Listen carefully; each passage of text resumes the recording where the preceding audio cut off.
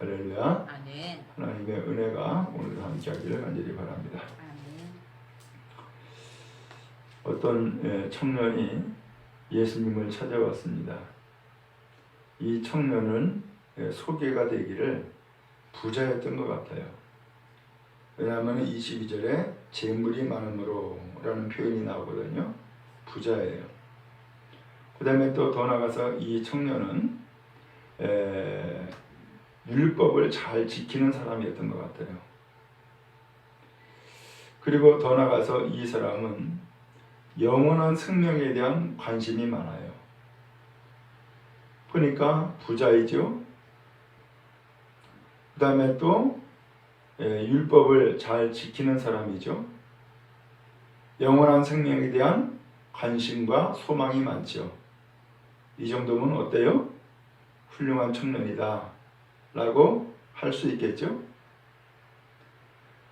그리고 더 나가서 이 사람은 예의가 참 좋은 것 같아요.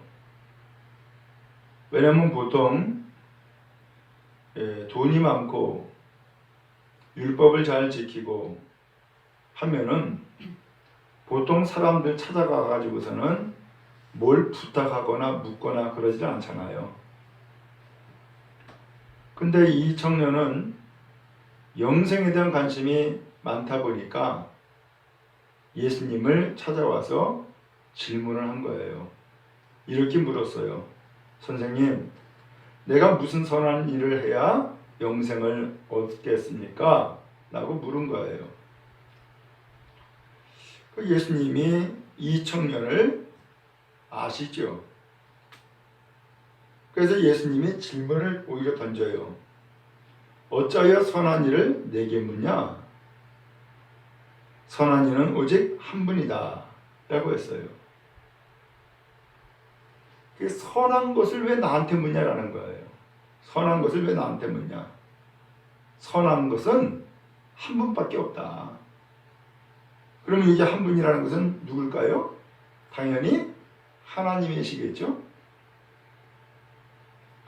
그러니까 이 청년 질문 자체가 사실은 잘못됐다라고 하는 것을 지금 예수님께서 풍기고 있는 거예요. 선한 분은 한 분밖에 없어. 근데 왜 네가 선한 자가 되려고 그래?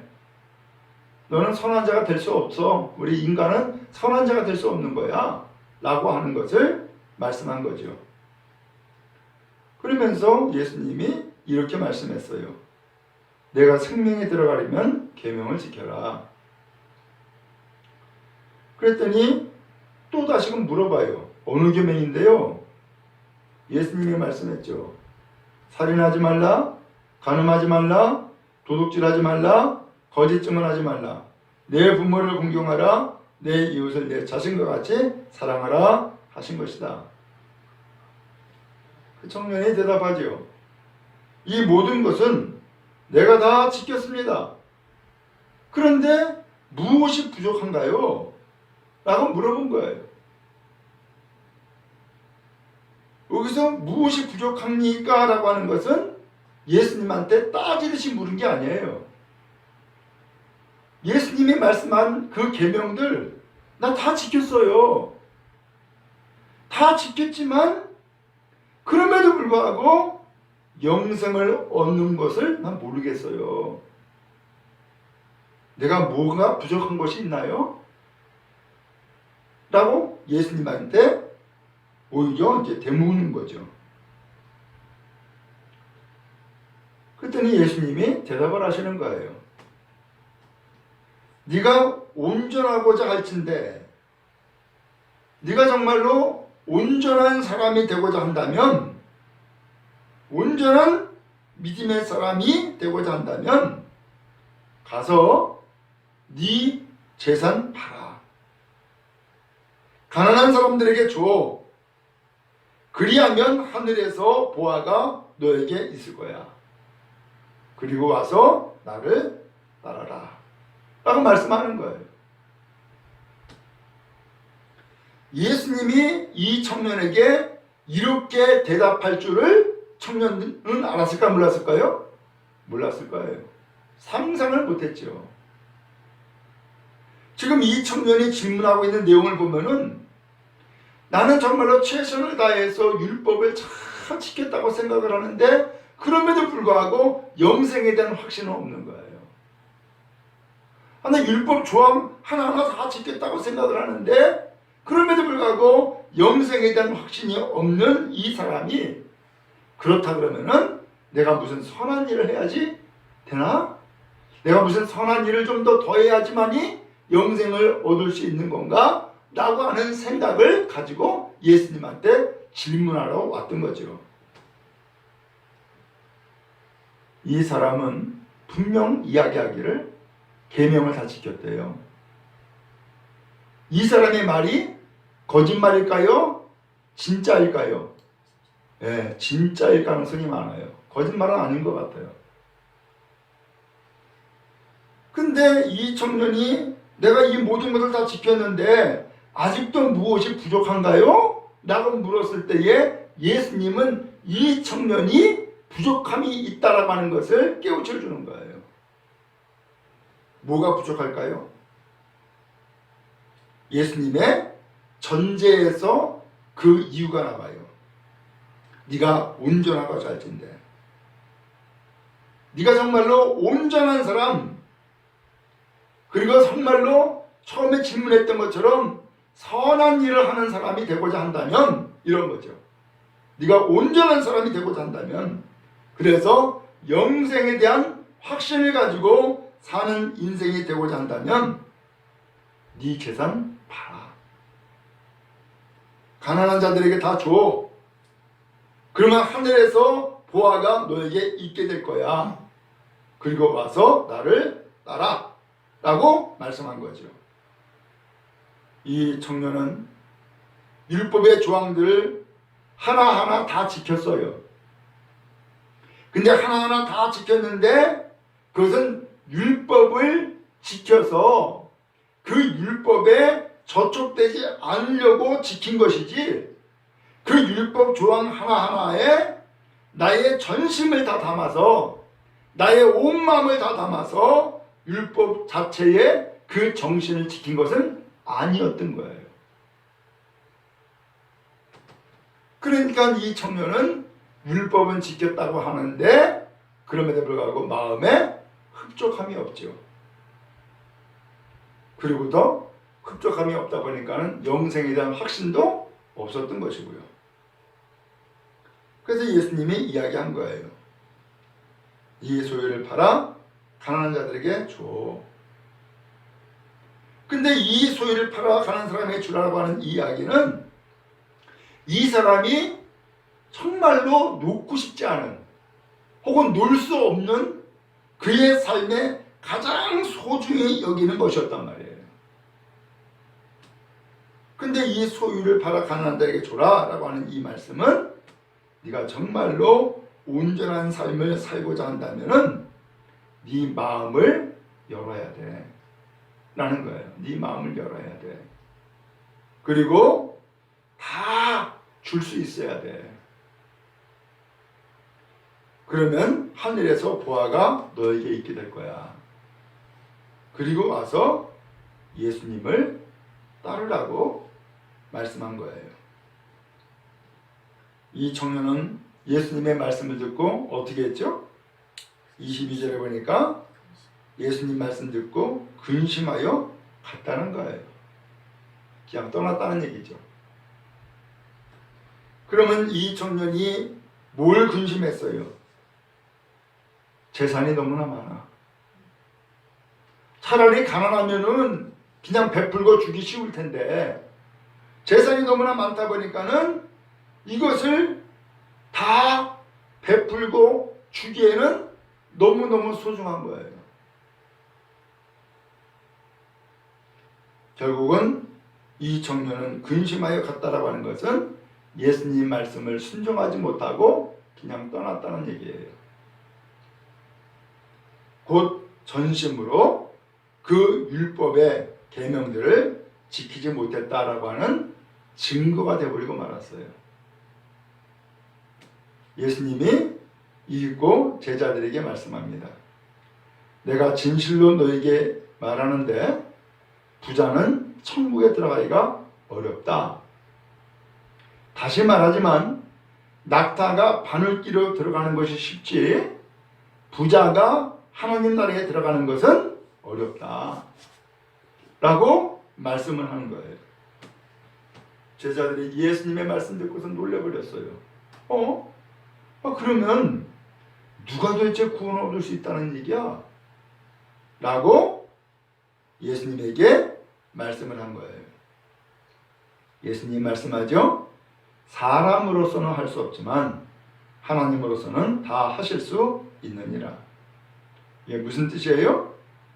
사람의 행동으로, 사람이 무엇인가 행한 그 행위로 구원받는 것이 아니다. 왜? 사람은 이 청년과 같이 자기의 모든 것을 다 주는 사람이 거의 없어. 또 그렇게 다 주는 것이 다가 아니야. 그리고 더 나아가서 그것으로 구원을 얻는다, 그것으로 영생을 얻는다, 영생 얻는 길은 그게 아니야 라고 하는 거죠. 그러면서 하나님으로서는 다 하실 수 있느니라. 영생을 얻는 것은 누가 한다고요? 하나님이 하신다. 사람은 영생 얻는 길에 자격이 없지만 하나님은 그 자격 없는 사람을 영생을 얻도록 하실 수 있다, 하신다라는 말씀을 하고 계신 거예요. 결국 구원은, 결국 영생은 누가 얻는 거예요? 바로 하나님을 의지하는 사람이 영생을 얻는 것임을 말씀하고 있는 거예요. 한편 예수님이 이렇게 말씀하니까 제자 가운데 베드로가 이렇게 이야기했어요. 보십시오. 우리는 모든 것을 버리고 주님 따랐습니다. 그러니 우리는 무엇을 얻을 수 있겠습니까? 라고 물은 거예요. 실제 그렇죠? 베드로는 누가복음 5장에 보면은 예수님의 제자가 될 때에 모든 것을 버리고 예수를 따랐다라는 말씀이 나와요. 모든 것 다 버렸어요. 정말로. 가족도 버렸고 재산도 버렸고 직업도 버렸고 기술도 버렸고 자기의 모든 일생을 누구에게 의지했어요? 예수님께 의지하고 예수님을 따른 거예요. 그러니 우리가 무엇을 얻을 수 있습니까? 라고 물은 거죠. 예수님이 대답했어요. 내가 진실로 너에게 이르노니 세상이 새롭게 되어 인자가 자기의 영광의 보좌에 앉을 때에 나를 따르는 너희도 12보좌에 앉아 이스라엘 12지파를 심판하리라. 세상이 달라지게 돼.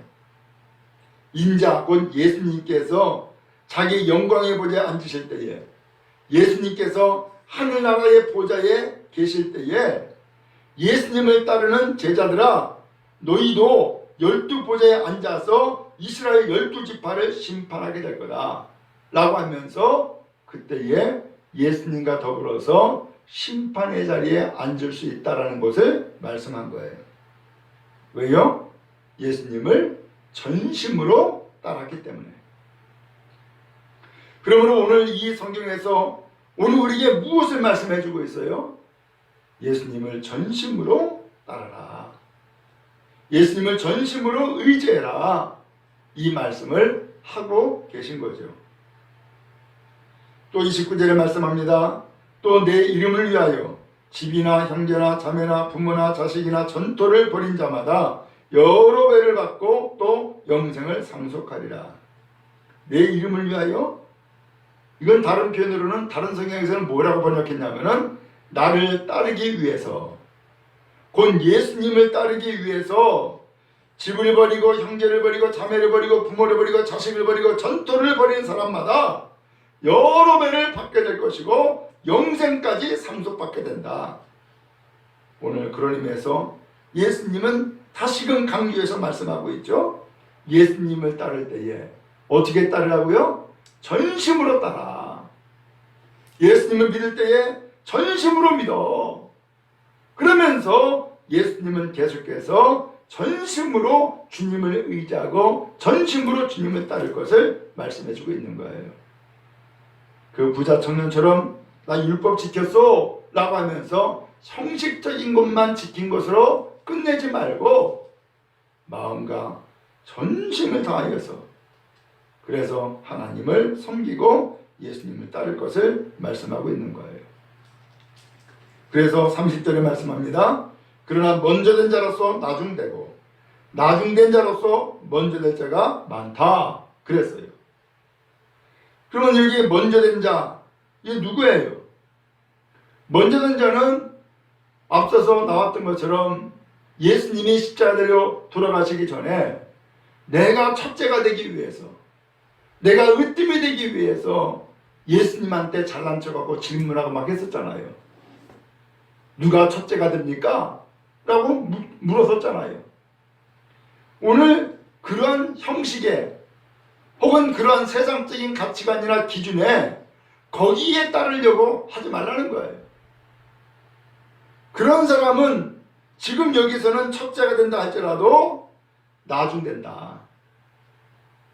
그러나 나중된 자로서 먼저 될 자가 많다. 지금은 첫째가 아니야.